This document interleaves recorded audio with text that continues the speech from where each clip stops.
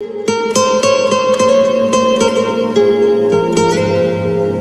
আদর করি পাখি, নেশা ভরা কণ্ঠে শোধালো জাঙ্কুক। এর সমস্ত শরীরে যেন বিদ্যুৎ বয়ে গেল। তবে সে এখনো দ্বিধায় আছে। অনুমতি চাইছেন? হ্যাঁ, আমি এসবের জন্য প্রস্তুত নই এখন। আমার মতামত এটা, বাকিটা আপনার ইচ্ছা। চোখ বন্ধ করে লম্বা নিঃশ্বাস ছাড়লো জাঙ্কুক। তারপর সোজা ওয়াশরুমের দিকে এগোলো। মন ও শরীর দুই উত্তপ্ত এখন। লম্বা শাওয়ার দরকার তার। সে চুপচাপ বসে রইল। কি হচ্ছে, কি করা উচিত সে বুঝতে পারছে না। টরেন্টো, কানাডা, 15 তারিখ 5 মাস 2025 দুপুর 2টা। টরেন্টোর আকাশটা আজ একটু বেশি নীল লাগছে আয়োর চোখে, যদিও তার ভেতরটা ঠিক ততটাই ধূসর। জানালার পাশে দাঁড়িয়ে সে বৃষ্টির আড়ালে হারিয়ে যাচ্ছে যেন।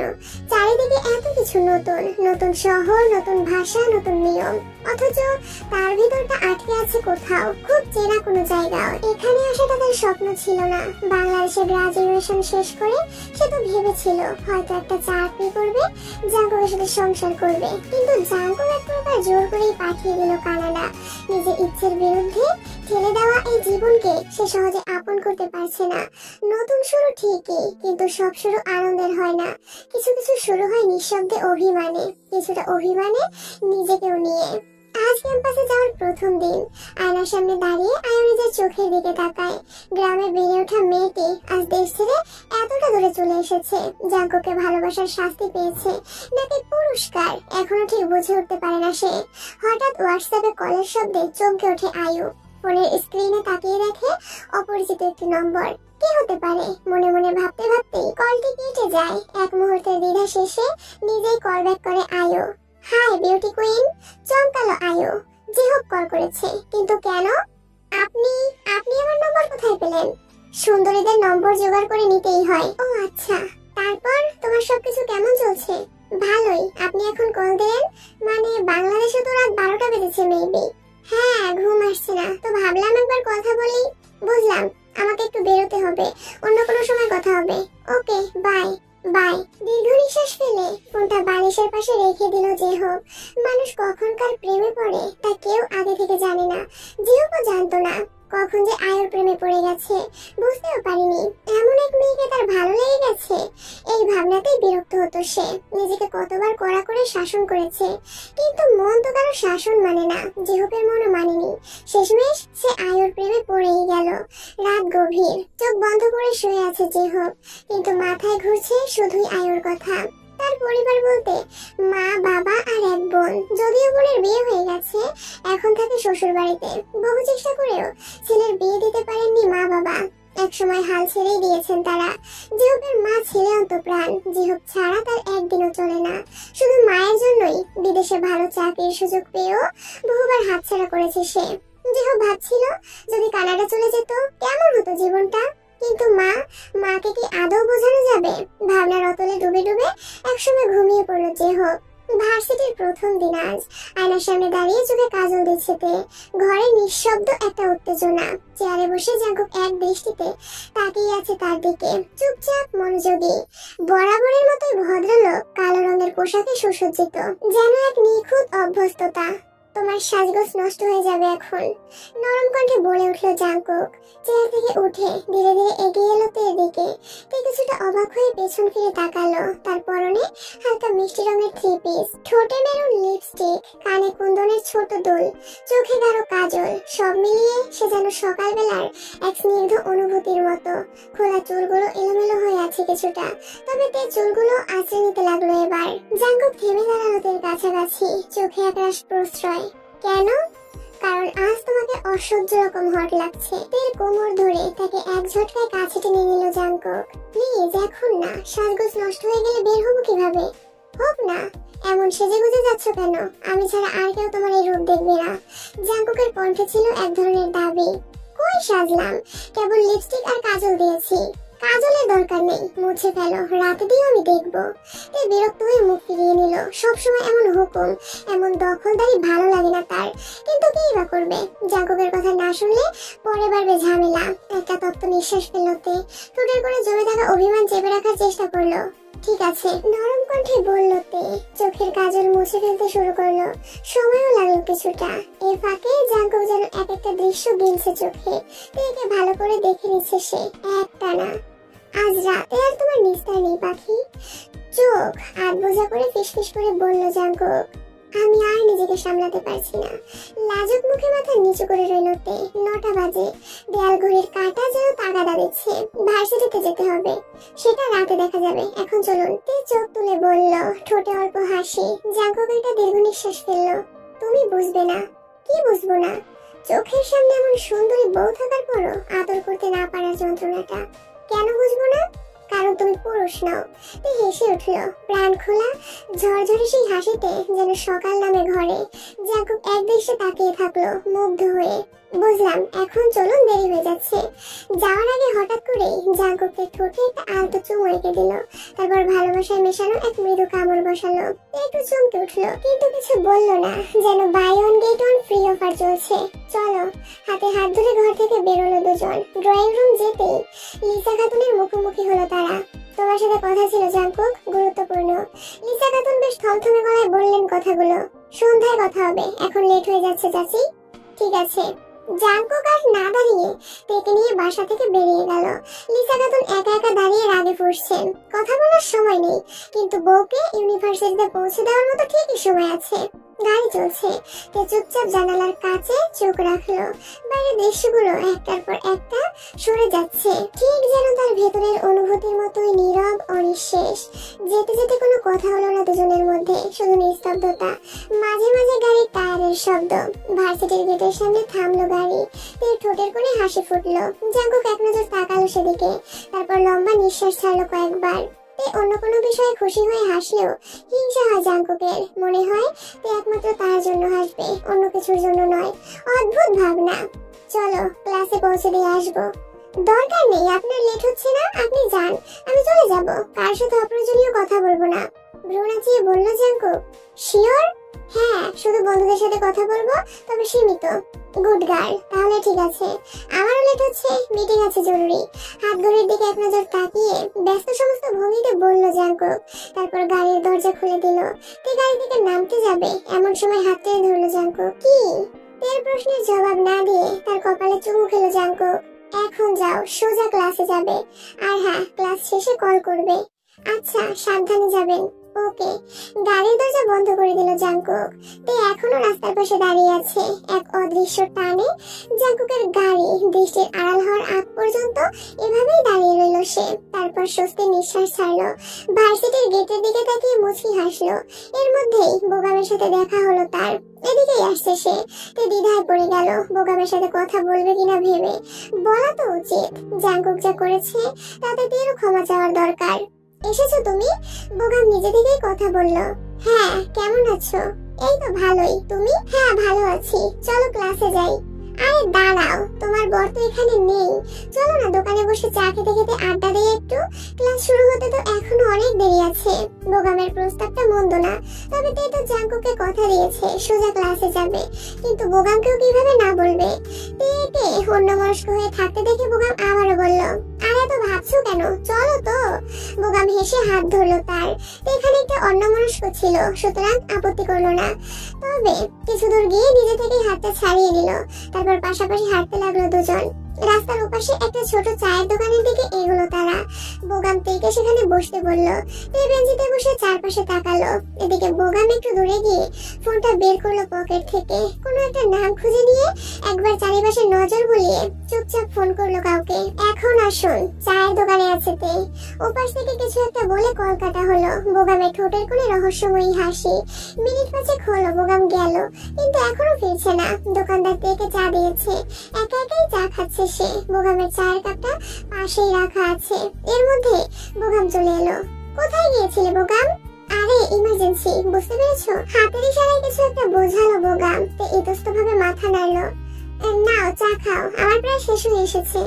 আমাকে রেখে একাই খেলে? ইটস ভেরি ব্যাড তে। বোগাম মজার ছলে বলল, মামা তেকে আরেক কাপ চা দিন তো, বেশি করে লিগার দিবেন।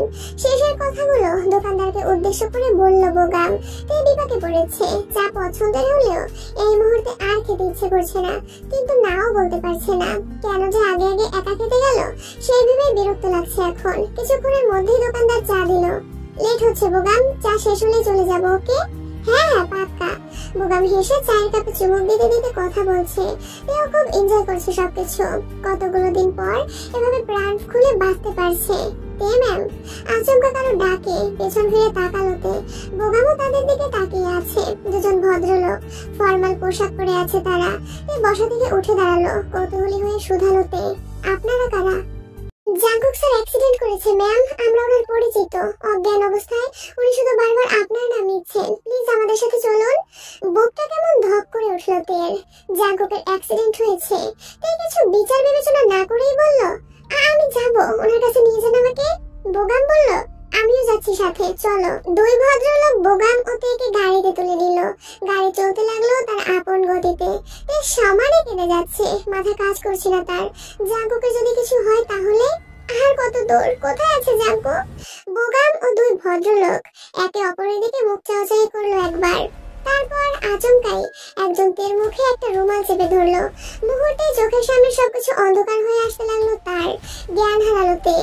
সকাল গড়িয়ে দুপুর হয়ে গেছে। ফারহানের সাথে মিটিং শেষ করে মাত্রই কেবিনে প্রবেশ করলো জাঙ্কুক। চেয়ারে বসা অবস্থায় নড়ে উঠলো ফোন, হাতে নিল। না, তে এখনো কল করেনি। অদ্ভুত লাগলো জাঙ্কুকের। প্রথম দিন তো এতটা দীর্ঘ সময় ক্লাস হওয়ার কথা নয়। তৎক্ষণাৎ তের নম্বরে ডায়াল করলো সে। বেজে বেজে কল কেটে গেল, কিন্তু অন্য পাশ থেকে রিসিভ হলো না। মেজাজটা খারাপ হয়ে গেল জাঙ্কুকের। আবারও কল দিল, এবার ফোন বন্ধ বলছে। হঠাৎ মাথায় যেন আগুন জ্বলে উঠলো। বসা থেকে উঠে দাঁড়ালো। সবকিছু রেখে ইউনিভার্সিটির দিকে ছুটে গেল সে। দুপুরের তীব্র রোদ মাথার উপর পোহালেও তে চেয়ারে বসে রয়েছে। হাত পা বাঁধা, অচেতন নয়, একটু ঝিমিয়ে আছে। ধীরে ধীরে চোখ মেলে চারপাশে তাকাতে লাগলো। পুরোনো ঝকঝকে ছাদের ছায়াযুক্ত একটি বাড়ির উঠোনে রয়েছে সে। চারপাশে ঘিরে বাড়ি আর মাঝখানে উঠান। শহরের মধ্যে এমন জায়গা থাকা মুশকিল, অর্থাৎ শহর থেকে অনেক দূরে কোনো এক নিস্তব্ধ স্থানে বন্দী রয়েছে সে। হঠাৎ মনে হলো জাঙ্কুকের কথা। তার দুর্ঘটনার খবরে তার বুক টেনে উঠলো, চেঁচিয়ে উঠলো সে, কেউ আছেন? কে আছেন? আমাকে এভাবে আটকে রেখেছেন কেন? জাঙ্কুক কোথায়? বেশ কয়েকবার চেঁচালোতে। তারপর সেই লোক দুজন একটা ঘর থেকে বেরিয়ে এলো। এখানে চেঁচামেচি করে কোনো লাভ নেই মামুনি, তোমার জাঙ্কুক তো ঢাকায় আছে, সুস্থ আছে, কিন্তু তুমি সুস্থ থাকবে না। আর কথাটা বলে দুজনে বিশ্রীভাবে হেসে উঠলো। কালু ও কালাম চৌধুরীদের পোষা গুন্ডা কাই চৌধুরী ও মনবিন চৌধুরীর আদেশেই তেকে এখানে নিয়ে আসা হয়েছে। বোগামের সাহায্যেই কাজটা সহজ হয়েছিল। বিনিময়ে কাই চৌধুরী বোগামকে অনেক টাকা পয়সা দিয়েছে, যদিও এসব কিছুই জানে না তে। কালু ও কালামের কথায় এর কাছে এটা স্পষ্ট যে তারা খারাপ মানুষ। তার রাগ হচ্ছে ভীষণ, কেন যে বোকার মতো এদের সাথে এলো। বোগাম, বোগাম কোথায়? কি করেছিস ওর সাথে তোরা? হাসতে লাগলো ওরা দুজন। তে নড়ে চড়ে নিজেকে চেয়ার থেকে ছাড়াতে চাইলো কিছুক্ষণ, কিন্তু কোনো লাভ হলো না। আমরা কিছুই করিনি তোর সাথে, উল্টো সেই বোগামি তোকে এখান পর্যন্ত নিয়ে আসতে সাহায্য করেছে। বোকামে বন্ধু নির্বাচনে সচেতন হতে হয়। অবাক হলো তে। বোগাম এমন কিছু করতে পারে বিশ্বাস হচ্ছে না ওর, কিন্তু বাস্তবতা তো এটাই যে বোগামের জন্যই ক্লাসে না গিয়ে চায়ের দোকানে গিয়েছিল সে। তে কাঁদছে। জাঙ্কুকের কথা শুনলে আজ তাকে এমন বিপদে পড়তে হতো না। আমাকে আটকে রেখে কার কি লাভ হবে? প্লিজ আমাকে যেতে দাও। কালু এগিয়ে এলো তের দিকে। তের খোলা চুলে নাক ডুবিয়ে নিঃশ্বাস ছাড়লো সে। ঘৃণায় শরীর ঘিন ঘিন করে উঠলো তের। আমাদের লাভ হলো টাকা, তোকে ঠিকানা লাগাতে হবে আমাদের, মানে কবরে পাঠাবো, তবে ওপর থেকে অর্ডার আসার পর। কিন্তু দাড়ি চুলকে হাসতে লাগলো কালাম। কালু তের চুলগুলো নেড়ে চেড়ে দিতে বলল, কিন্তু মরার আগে অনেক আদর পাবি তুই। মাত্র যৌবনে পা রাখি, একটু এনজয় করেই মরবি না হয়। আমরা দুজন তোকে অনেক সুখ দেব, কি বলিস কালাম? তারা দুজন একসাথে হেসে উঠলো। তোর চোখের সামনে সবকিছু ঝাপসা হয়ে আসছে। মাথা ঘুরছে, মনে হচ্ছে জ্ঞান হারাবে সে। চোখ বন্ধ হয়ে আসার আগ পর্যন্ত জাঙ্কুকের মুখটা মনে পড়তে লাগলো তার। ইউনিভার্সিটির গেটের বাইরে দাঁড়িয়ে আছে গাড়ি। একটু আগেই ভার্সিটির মূল ফটকে প্রবেশ করলো জাঙ্কুক, কিন্তু সেখানে গিয়ে যা শুনলো তাতে মাথায় রক্ত চলে গেছে তার। তাই আজকে ভার্সিটিতে আসেনি। ভয়ে রাগে পাগল পাগল লাগছে তার। হঠাৎ শরীর ঠান্ডা হয়ে আসছে তার, হাত পা কাঁপতে শুরু করেছে। মাথার ভিতর হাজারো প্রশ্ন ঘুরপাক খাচ্ছে, কিন্তু কোনো উত্তর পাচ্ছে না সে। অবিশ্বাস আর উৎকণ্ঠায় দ্রুত ভার্সিটির বাইরে বেরিয়ে এলো জাঙ্কুক। হাঁটু চাটাচ্ছে, হৃদয় ব্যথায় ভরাক্রান্ত। ফোন তুলে এর বাবার বাড়ি ডায়াল করলো। জিসু ফোন রিসিভ করলো। জাঙ্কুকের কণ্ঠে আটসাট কাঁপন। হ্যালো, কে? ঠিক আছে তোমাদের কাছে? আপু কই না তো, ওর আজ ভার্সিটিতে যাওয়ার কথা ছিল ভাইয়া। গতকাল রাতের জন্য খুশিতে কল করেছিল, মায়ের সাথে কথা বললো। জাঙ্কুক আর কিছুই শুনতে পারলো না। তে ও বাড়িতেও যায়নি, মানে কিছুই ঠিক নেই। নিশ্চয়ই কোনো বিপদ হয়েছে মেয়েটার। মনের ভেতর একটা অজানা আতঙ্ক ছড়িয়ে গেল। চিৎকার করে উঠলো জাঙ্কুক। আশেপাশের সবাই অবাক হয়ে জাঙ্কুককে দেখতে লাগলো। ভাবলো ভদ্রলোক উন্মাদ হয়ে গেছে। পরপর 3 বার কোথায় কোথায় যেন কল করলো জাঙ্কুক। কথা হলো তাদের সাথে। তারপর আশেপাশের সবগুলো দোকানে তের ছবি দেখাতে লাগলো। চায়ের দোকানে তের ছবি দেখাতেই চিনতে পারলো দোকানদার। জাঙ্কুক উত্তেজিত হয়ে ভদ্রলোকের কলার চেপে ধরে রাগে চিবিয়ে চিবিয়ে বলতে লাগলো, কখন এসেছিল তে আর কার সাথে? একা? একটা ছেলের সাথে এসেছিল সকালে, বোগাম না কি যেন নাম তার। দুজনে চা খেলো, তারপর একটা বড় গাড়িতে চড়ে বসলো। এর চেয়ে বেশি কিছু জানি না।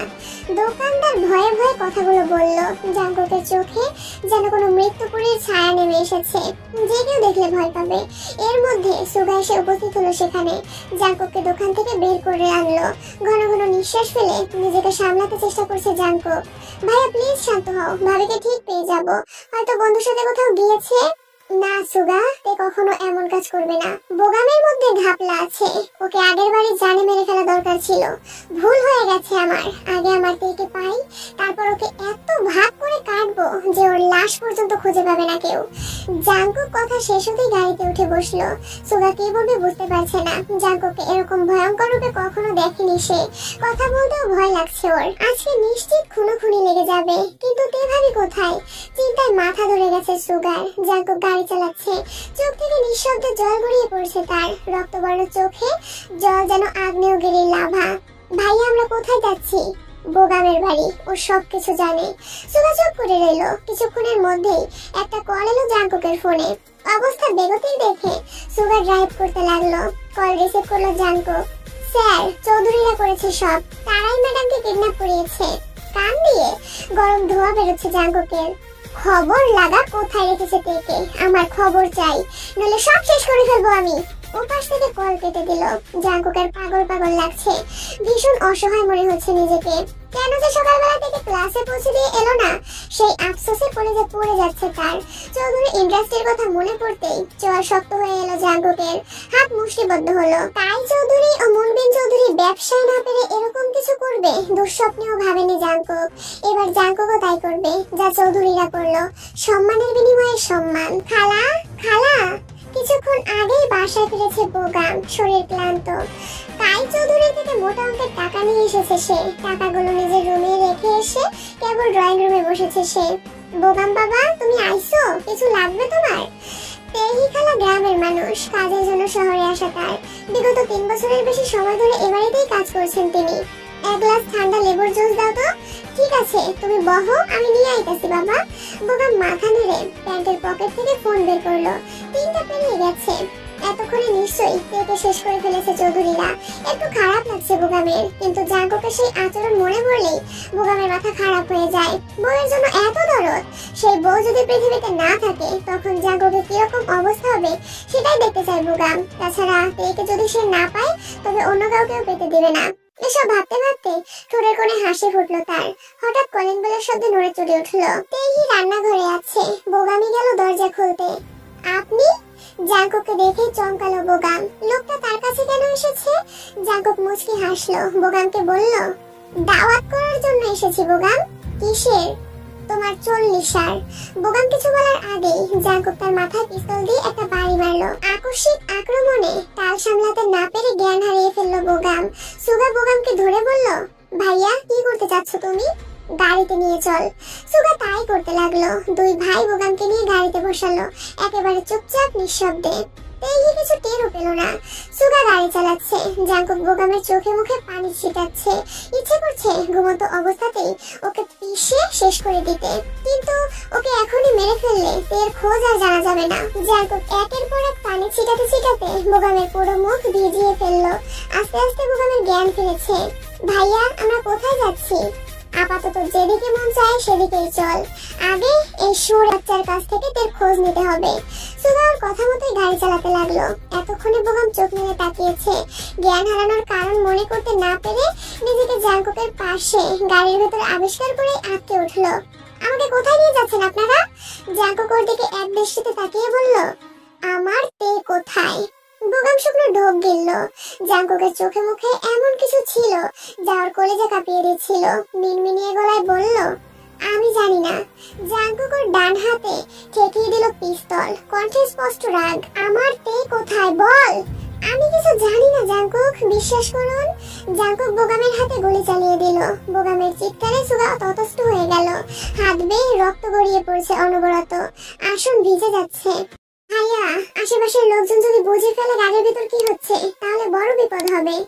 আর দেরি না করে জাঙ্কুক বোগামের মুখ চেপে বেঁধে ফেললো। এখন শুধু বোগামের মতো অস্পষ্ট শব্দ বেরোচ্ছে তার মুখ থেকে। ঠিক বলেছিস, এবার ঠিক আছে। বোগাম করে কাঁপতে কাঁপতে ব্যথা ছটফট করছে। জাঙ্কুক এবার পিস্তল ঠেকালো ওর উরুতে। গলা কাঁপিয়ে বলল, বল, না বললে আরেকটা গুলি খেতে হবে তোকে। বোগাম দ্রুত মাথা নাড়তে লাগলো। সুগা বলল, ভাইয়া, মনে হচ্ছে ও কিছু বলতে চাইছে, মুখটা খুলে দাও একবার। জাঙ্কুক মুখের বাঁধন খুলে দিতেই বোগাম হাঁপাতে হাঁপাতে নিঃশ্বাস নিতে লাগলো। মিনিটখানেক পরে কাঁপা গলায় বলল, আমি তোর কাছে নিয়ে যাচ্ছি আপনাদের, দয়া করে আর গুলি করবেন না, তাড়াতাড়ি বল, তাড়াতাড়ি। বোগাম তখন কাঁপা গলায় জাঙ্কুকের সুগাকে তার অবস্থান বলতে লাগলো। সূর্য হেলে পড়েছে, দুপুর গড়িয়ে বিকেলের দিকে যাচ্ছে সময়। কালাম কালো দুজনেই কিছুক্ষণ আগে কথা বলেছে কাই চৌধুরীর সঙ্গে। তেকে নিয়ে তারা কোনো ধরনের ঝুঁকি নিতে রাজি না, তাই সিদ্ধান্ত হয়েছে যত দ্রুত সম্ভব তাকে খুন করে ফেলতে হবে। মুনবিন চৌধুরীর নিজস্ব এক পুকুর আছে, মাগুর মাছের পুকুর। শহর থেকে খানিকটা দূরে। মাছগুলো ভয়ানক রকমের মাংসাশী, মানুষের মাংস ছাড় দেয় না। চৌধুরীদের নির্দেশ, তেকে কুচি কুচি করে কেটে বস্তায় ভরে ফেলে আসতে হবে সেই পুকুরে। তের জ্ঞান ফিরেছে, চোখের দৃষ্টি এখনো ঝাপসা। সামনে তাকাতেই শরীর কেঁপে উঠল তার। কালাম একটা ধারালো ছুরিতে শান দিচ্ছে নিঃশব্দে। কালো পাশে বসে এক হাতে ফোন ধরে অশ্লীল ভিডিও দেখছে। ভিডিওর কুৎসিত শব্দে তের চোখ মুখ ঘৃণায় কুচকে গেল। আরে, মামুনির জ্ঞান ফিরেছে কালাম। কালো তের দিকে তাকিয়ে বিশ্রীভাবে হেসে কালামকে উদ্দেশ্য করে বলল কথাটা। কালামও ছুরিতে শান দেওয়া বাদ দিয়ে তের দিকে তাকালো। দুজনের চোখেই লোলুপ দৃষ্টি। তে আচমকাই চেঁচিয়ে উঠল, কেউ আছেন? প্লিজ, কেউ থাকলে সারাদিন আমাকে বাঁচান। কালাম ও কালো উচ্চ স্বরে হাসছে। তের কাকুতি মিনতি দেখে নিচুকে মজা পাচ্ছে দুজন। তে চেঁচাতে থাকলো, রাগী ভূত, আপনি কোথায়? প্লিজ আমার কাছে আসুন, আমি আর কখনো আপনার কথার বাইরে চলবো না। প্লিজ প্লিজ আমাকে বাঁচান। বোকা মেয়ে, সারাদিন চিল্লাতে থাকলেও কেউ আসবে না এখানে, তোর রাগে ভূতও না। খুবই কেঁদে উঠলতে। মৃত্যু তাকে এতটা ভয় দেখায় না, কিন্তু সতীত্ব হারানো না, সেটা তার পক্ষে কখনোই সম্ভব নয়। কিছু একটা করতে হবে, কিন্তু কি? হাত পা সব বাঁধা, শরীরটা যেন পাথরের মতো ভারী হয়ে আছে। জাঙ্কুকে ভীষণ মিস করছে তে। মানুষটাও নিশ্চয়ই ওর খোঁজে পাগলের মতো হয়ে গেছে। চোখের সামনে এক এক করে ভেসে উঠছে পরিচিত মুখগুলো। মা, বাবা, ছোট বোন জাঙ্কুক। হয়তো আর কখনো তাদের কাউকেই দেখতে পারবে না। এই ভাবনা মাথায় আসতেই কান্নার বেগ আরো বেড়ে গেল তের। ভেতরটা ফেটে যাচ্ছে যেন, নিঃশব্দে ভাঙছে তার মন, আশা, অস্তিত্ব। কিম সিয়ং-জিন বিছানায় শুয়ে আছেন। মেয়ের চিন্তায় জ্ঞান হারিয়ে ফেলেছেন তিনি। পাশে যিসু ও কিম নামজুন বসে আছেন। নামজুন মাথায় হাত বুলিয়ে দিচ্ছেন। যিসু হাত পা নরম করার চেষ্টা করছেন। বাবা, মায়ের জ্ঞান ফিরছে না কেন? আমার খুব টেনশন হচ্ছে। আবুর কিছু হবে না তো? কাঁদো কাঁদো গলায় জিজ্ঞেস করলো যিসু। নামজুন মেয়েকে এক হাতে বুকে জড়িয়ে ধরলেন। লম্বা নিঃশ্বাস ফেলে বললেন, কিছু হবে না যিসু, উপরওয়ালা আছেন, তিনি সবকিছু সহজ করে দিবেন। তোর মায়ের জ্ঞান ফিরলে ওনার সামনে আমাদের স্বাভাবিক থাকার চেষ্টা করতে হবে, বুঝতে পেরেছিস? জিসু মাথা নাড়ে। আচ্ছা বাবা, এতটুকু বলে মায়ের দিকে মনোযোগ দেয়। নির্দিষ্ট স্থানে এসে গাড়ি থামিয়েছে সুগা, কিন্তু এত বড় জায়গায় তে কোথায় আছে সেটা সরাসরি জানে না বোগাম। চৌধুরীদের মুখে শুধু এতটুকুই শুনেছিল, মোহনপুরের পোড়াবাড়িতে ডেকে রাখা হবে। জাঙ্কুকের মধ্যেই আশেপাশের অনেকটা জায়গায় খুঁজে ফেলেছে, কিন্তু এখানে দূর দূরান্ত পর্যন্ত কেবল জঙ্গলে ঘেরা, না আছে কোনো মানুষজন আর না আছে কোনো ঘর বাড়ি। সুগা বোগামকে হাত পা বেঁধে গাড়িতে লক করে এসেছে। দুই ভাই মিলে এখন তেকে খুঁজছে। কোথায় তুমি? কোথায় খুঁজবো তোমায়? চিৎকার করতে করতে দৌড়াচ্ছে জাঙ্কুক। সুগার চোখ ছলছল করছে। ভাইয়ের এমন অবস্থা তার পক্ষে সহ্য করা সম্ভব হচ্ছে না। জাঙ্কুক উদ্ভ্রান্তের মতো কাঁদতে কাঁদতে ছুটছে কেবল। প্রতিটি গাছের আড়ালে, লতাপাতার ঝোপের আড়ালে পর্যন্ত খুঁজছে তাকে, কিন্তু কোথাও পাচ্ছে না। আমার কিছু হলে আমি সবকিছু জ্বালিয়ে পুড়িয়ে ছাই করে ফেলবো। সুগা দৌড়ে গিয়ে জাঙ্কুককে শক্ত করে জড়িয়ে ধরলো। ভাইয়া ভাইয়া প্লিজ শান্ত হও, এভাবে খুঁজলে ভাবিকে পাওয়া যাবে না। কিভাবে খুঁজলে পাবো? বল বল, বলছিস না কেন? সুগা জাঙ্কুকের পিঠে হাত বুলিয়ে দিয়ে বলল, তুমি শান্ত হও আগে, তারপরে জঙ্গলের ওইদিকে চলো। ওইদিকে ঘন জঙ্গল মনে হচ্ছে। কিছুটা শান্ত হলো জাঙ্কুক। আশেপাশে সতর্ক দৃষ্টিতে তাকিয়ে বোঝার চেষ্টা করলো কিছু একটা। পরপরই একটা বুদ্ধি এলো মাথায়। গাড়ির দিকে এগোতে লাগলো সে। বোগামের অবস্থা শোচনীয়, সিটে পড়ে আছে সে, তবে জ্ঞান হারায়নি। জাঙ্কুক গাড়ির দরজা খুলে বোগামের চুলগুলো শক্ত করে ধরে দুই গালে থাপ্পড় দিতে লাগলো। ব্যথায় চেঁচিয়ে উঠলো সে। কল দে চৌধুরীদের, জিজ্ঞেস কর একে কোথায় রেখেছে, আর বলবি তুই তোর সাথে একবার দেখা করতে চাস, পুরনো হিসাব বাকি। আমাকে কেন বলবে? বোগাম কথা শেষ করার আগেই আরো দু চারটা থাপ্পড় পড়লো তার গালে। কেঁদে উঠে বলল সে, হ্যাঁ করছি কল। জাঙ্কুকের ঠোঁটে কোণে ক্রূর হাসি ফুটলো। বোগামের হাত খুলে ফেললো সুগা। পেটে পেটে যতক্ষণ সময়, তারপর বোগামের জন্য কি অপেক্ষা করছে সেটা সে নিজেও জানে না। মাথা নিচু করে বসে আছে তে। কালাম তার দিকে এগিয়ে আসছে, মুখে তার বিশ্রী হাসি। তে সমানে চেঁচাচ্ছে, কিন্তু তাতে কালু ও কালামের কোনো ভ্রুক্ষেপ নেই। কালু বলল, ওর মুখটা বেঁধে ফেলতো, এত ক্যাচক্যাচ শুনতে ভাল লাগছে না। কি যে বলিস তুই, যত চেঁচাবে তত মজা। তুই দেখ আমি আগে মধু খাই। কালামের কথায় খুব আনন্দ পেল কালু। সে ভালো মতো বসলো যাতে সবকিছু ভালো করে দেখতে পারে। কুত্তার বাচ্চা, আমার দিকে এগোবি না। আমার স্বামী জানলে তোদের চুল পর্যন্ত খুঁজে পাওয়া যাবে না। ও তাই নাকি মামুনি? কালু এর কথা বলেই হাসে। কালাম তের হাত পায়ের বাঁধন খুলতেই তে পালাতে চেষ্টা করলো, কিন্তু কালাম পরপর কয়েকটা থাপ্পড় মারায় মাটিতে লুইয়ে পড়লো তে। তুমি তুমি এখানে কেন এসেছো? কালুর কণ্ঠে বিস্ময়। তার কথায় কালামও তাকালো। বোগাম দাঁড়িয়ে আছে সামনে, হাতে রক্ত। কালাম এক পা করে তের দিক থেকে সরে এসে বোগামের দিকে এগিয়ে গেল। কালু উঠে দাঁড়িয়েছে। বোগামকে দেখে ঘৃণায় মাটিতে থুথু ছুঁড়ে দিল তে। ঠিক তখনই পরপর দুইটা গুলির শব্দ কাঁপিয়ে দিল চারিদিক। আতঙ্কে চিৎকার করে উঠল তে। মুহূর্তের মধ্যে মাটিতে লুইয়ে পড়লো কালু ও কালাম। পায়ের মাঝ বরাবর গুলি করেছে জাঙ্কুক। সুগা তখন বোগামের পাশে দাঁড়িয়ে। জাঙ্কুক দৌড়ে এসে এক ঝাঁকুনিতে থেকে জড়িয়ে ধরলো। গলা ছেড়ে কাঁদছে তে, কাঁপছে সারা শরীর। জাঙ্কুকের চোখে মুখে ভয়ানক এক রূপ, রাগ, উদ্বেগ আর ভালোবাসার বিস্ফোরণ। সে শক্ত করে জড়িয়ে ধরেছে তেকে, বুকের সঙ্গে আগলে রেখেছে, ভালোবাসা আর প্রতিশ্রুতির মতো করে। পাখি তুই কাঁদছিস কেন? কিচ্ছু হয়নি, কিচ্ছু না, শান্ত হ সোনা, জান আমার, আমি এসেছি। তে জাঙ্কুককে জড়িয়ে ধরে আছে, এতটা জোরে যেন জাঙ্কুক এক চুলও নড়তে না পারে। জাঙ্কুকের কপালে, চুলে, মাথার তালুতে এলোপাতাড়ি চুমু খেলো কতগুলো। ভাইয়া এদেরকে কি করবে? পুলিশ পৌঁছে যাবে কিছুক্ষণের মধ্যেই। জাঙ্কুক সবার দিকে এক নজর দেখে নিল। তে চোখ মুখ মুছে গালে হাত রেখে নরম কণ্ঠে শুধালো, তোমার গালে কে মেরেছে? কে ছুঁয়েছে তোমাকে? তে ফুপিয়ে ফুপিয়ে কালামের দিকে ইশারা করলো। ওদের অবস্থা শোচনীয়, কেউ স্বপ্নেও ভাবেনি এই জায়গায় হঠাৎ করে জাঙ্কুক এসে হাজির হবে। সেজন্য সঙ্গে ছুরি ছাড়া কোনো অস্ত্রও ছিল না। তেকে টুকরো করে ফেলতেই এনেছিল কয়েক রকমের ছুরি, কিন্তু এখন ওরাই যেন ছিন্ন ভিন্ন হয়ে পড়ে আছে মাটিতে। জাঙ্কুক থেকে শক্ত করে ধরে দাঁড় করালো, চোখ বুলিয়ে নিল চারপাশে। চারিদিকে নির্জনতা, শুনশান স্তব্ধতা। তারপর তার কপালে একটি নরম চুমু খেলো।